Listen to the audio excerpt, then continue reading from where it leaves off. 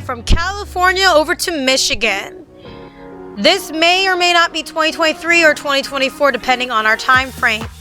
But Michigan's Adventure, again, another Cedar Fair with a couple rides that I'm already getting excited about. I'm sorry, I'm that kind of person who just gets really excited about new places, trying new things. They've only got 7 coasters and they've got 1 defunct coaster and their former names. That's interesting. Deer Park, Funland, and Deer Park. Interesting.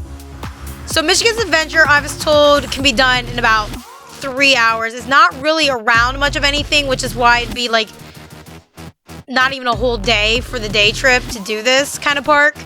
It is very small. It's got 4 extreme, 2 family, and 1 thrill coaster. It's got Corkscrew, Mad Mouse, Shivering Timbers, Thunderhawk, Wolverine, Wildcat, Woodstock Express, and Zach's Zoomer. So we're going to take a look at 2 of the coasters here. One of them is going to be Shivering Timbers, which is also in our draft.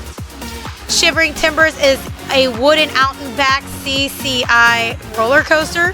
It is 5,383 feet in length, 122 feet in height, 57 miles per hour. It has a duration of 2 minutes 30 seconds.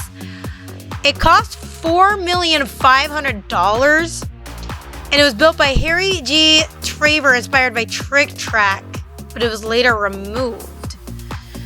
So this is a little bit of what Shivering Timbers looks like. I like the train that looks kind of like a trolley beside it. And I love the scenery around it. That's pretty lengthy. That's getting close to, it's like a couple thousand away from the Beast at Kings Island. And then I want to see what Zach's Zoomer is. That's very curious to me. It is a wooden family CCI coaster. It's 1,400 feet in length, 41 feet in height. It's by Philadelphia Toboggan Coasters. And it was named after the grandson of Michigan Adventure's former park owner, Roger Jordan. And I hope I said that correctly, and I do apologize if I don't. I think that's really heartwarming. Zach's Zoomers. That's so sweet. That's so cute. That is absolutely amazing. So yeah, Michigan's Adventure, one that you can do in about 3 hours. Not really around much, but I definitely want to check it out. So I'm hoping that I can get there this year. If not, Kenny and I will be going next year with a group of friends, or maybe by ourselves. Who knows? Next up, we've got Valleyfair here in Minnesota. Let's take a look at what Valleyfair looks like. Oh, that's really not. What is that? Okay, when I say what is that, can you all please mark where in the video I'm asking that? That's similar to Skyhawk. I know what that is. That's cool. Okay, this is... Does that almost look like it would flip the entire way? Oh my gosh, that would scare me. They've got their own version of the Witch's Wheel still. Well, that was back in 2008, so they might not have that. I'm sorry, y'all. I'm just getting excited just looking at the photos. Like, look at this fountain. Look how cute that is. I'm loving looking at these photos and looking at possible places to explore. Valleyfair is said to be this year. There are 8 coasters. It is once again another smaller amusement park. And I'm going to want to go on more than just coasters when I go here because I'm seeing a lot of things that just fascinate me. Sorry, Kenny. I'm gonna be asking to stop at a lot of rides. We've got Corkscrew, Cosmic Coaster, Excalibur, High Roller, Mad Mouse, Renegade, Steel Venom, and Wild Thing. And we're gonna look at Renegade as one of our coasters because it was chosen in the draft as well. Renegade is a wooden GCI coaster that is 3,113 feet in length, 97 feet in height, 97.5 feet in height, has a 91.4 feet drop, and travels at 51.3 miles per hour. It uses Millennium Flyer trains and costs $6,500,000. And these are some of the photos of what Renegade looks like. And I love those twists and turns. As I said, wooden coasters they just have a special place in my heart, and is the way they're designed just fascinates me, because with steel coasters, you can expect to get those inversions and those shapes almost no problem. With wooden coasters, I almost wonder how much more time goes into trying to make sure they're strong enough, sturdy enough, safe enough.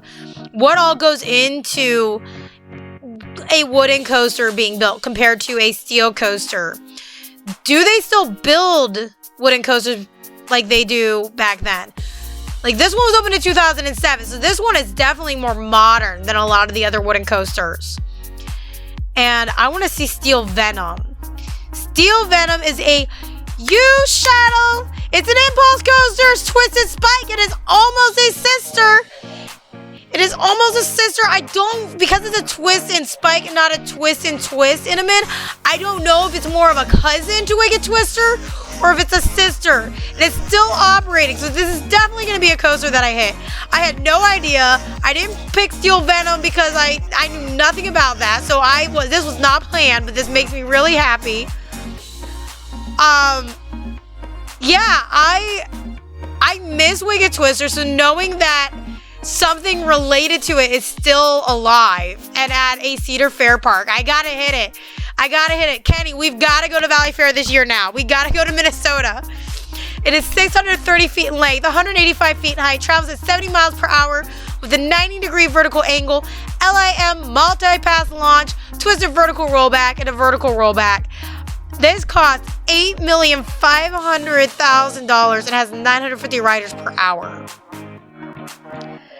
I'm sorry, I hope you all aren't getting annoyed with me like going over a couple of this stuff, just like maybe 2 coasters per fair, but there's some people who are like me. They don't know much about these parks, they don't know much about these coasters, they don't know much about roller coaster world. And from a newbie perspective, I get excited from traveling, I get excited learning new things, and I get excited when a coaster that I used to love no longer exists, has something similar existing somewhere else. So I'm sorry about my energy, I'm sorry about the hyperness, sorry about the stuttering. This is just kind of how I get when I get excited. Hopefully I'll be more mellow when I'm actually doing the Cedar Fairs traveling, and I take you guys along with me and we look at some of the coasters and the facts about them. Finally, for our last Cedar Fair, we're traveling from Minnesota to Missouri with Worlds of Fun in Kansas City, Missouri. This is another Cedar Fair that I'm not sure much about. Hey, they got a coaster. It's just like Cedar Point. Sorry, when you know one Cedar Fair park, you are making those connections. I love that sign for Worlds of Fun. Can Cedar Point have something a little like that? A hot air balloon? I almost thought that was sorry. I'm like double checking on some of these photos because I'm seeing stuff, but I'm like quick glancing at them. And I don't notice stuff the first time that I might the second. So Worlds of Fun is currently getting a new thrill ride in 2023 called Zambezi Zinger. This is going to be a hybrid wooden thrill coaster by GCI. It is 2,428 feet in length, 74 feet in height, and travels at 45 miles per hour. It's got a booster wheel lift hill and a tunnel element. Another designer is Skyline Design LLC. It's got Infinity Flyer trains, and the majority of the track is wooden. Only the spiral lift and adjacent curve are Titan tracks. And they've got a lot to this coaster. That looks really sweet. And I remember hearing about this when I went to a GOC meeting about the Zambezi Zinger. This at World of Fun, I'm super excited because that's one of the places we were talking about going this year too. So this will be one of the coasters that I will be getting an insight on for you guys when we go this year, 2023. So for more information on this hybrid wooden coaster, stay tuned. But other than that, they've got 7 operating coasters right now, like Boomerang, Cosmic Coaster, Mamba, Patriot, Prowler, Spinning Dragons, and Timberwolf. And Prowler is another coaster that was drafted. It is an out and back wooden coaster by GCI. It is 3,074 feet in length, 102.3 feet in height, has an 84.9 foot drop, and travels at 51.2 miles per hour for a 2-minute 30-second duration. And this is actually not a bad little wooden coaster. Well, actually, I shouldn't say it's wooden, or not wooden, but little, based on the stats that I just read. These coasters definitely are not tiny unless I open up one of the kiddie ones, which a lot of coasters that are kiddie based aren't even listed as kiddie, they're listed as family. But like, look at the beautiful terrain around it. It's built around the trees and stuff too, just like a King's Island. It's really interesting, and I really love that, how they're building around nature and keeping it almost preserved in a way. They're not tearing everything down, and they're almost keeping some of it. So let's take a look at Cosmic Coaster. Since it says it's a family ride, I feel like it's probably more of a kiddie ride. It is a Big Apple Wacky Worm based ride. It is by Preston and Barberi. Please correct me if I said that wrong. It is 55 seconds duration and 444 feet in length. Oh, it's a little worm. It's so cute. I think that's really cute. It does look like, yeah, the wacky worm that you would usually see at a fairground or something. And it's Charlie Brown themed, so I really like that. I think that's really cute. I had to get through at least one kid coaster out of this. So I said I would come back around closer to the end of the video. I would show you a little more about the Wild Mouse updates, as well as what we've been hearing about Top Thrill Dragster. This is a little bit of what we've got. This is an aerial view of the boardwalk, everything that's been done over there, the completion of the Wild Mouse. I've got a picture of the Wild Mouse as well that I will add into here as well. They had a throwback to it. And there's also a video on Top Thrill Dragster, and rumor has it that it may be Formula One themed. Let's take a look.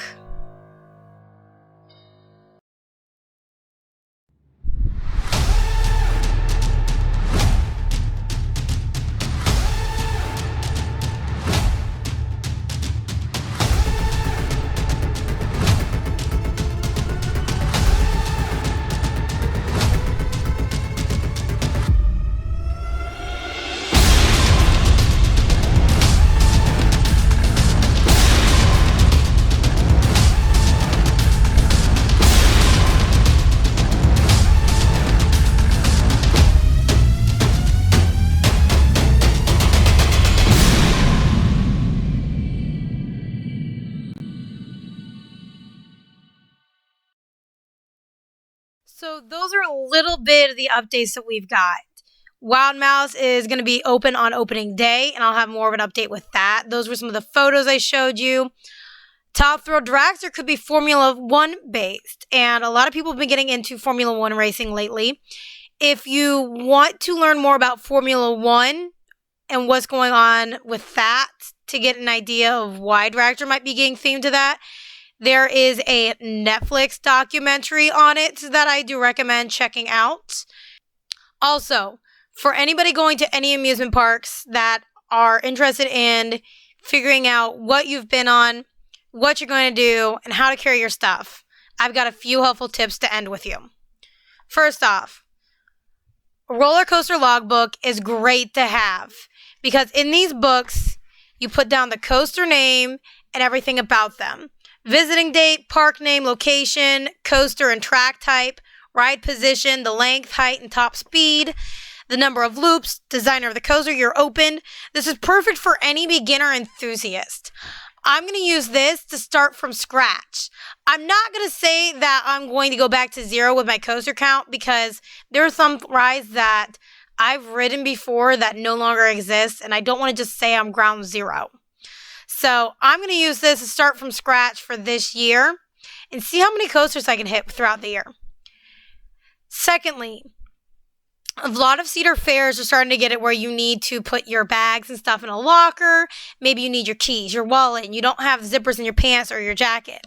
If you're like me, you've got what is known as a little medical bag, and you need something to keep your medications in. Because yes, I do have breathing problems. I need my asthmatic allergies with me, or asthmatic medications with me, and my migraine medications with me. But for others, they may not be the most fashionable, but you can always alter them if you have a fanny pack. I've got one right here that is very spacious and it's perfect to go on rides. It's got multiple pockets inside. It is actually, I got this for free, and it's a name brand. It's got zippers and many pouches in it. And what I'm going to do is I'm going to add some decorations to it. I'm going to somehow sew these pins in so that way they don't fall off, and iron on some patches. Give it that little coaster thrill to it. So you may see me in some videos with this altered fanny pack or my easy to carry medicine bag, because either way I'm going to need something. And when you go to any Cedar Fair, they're usually very accommodating about the medicine bags. But that's what I got for you so far. Join in when we start traveling from Cedar Fair to Cedar Fair with our handy dandy platinum passes, and we will keep you up to date with all the thrills and the chills that have to do with this 2023 season. My name is Kendra Marie, and I will see you all later.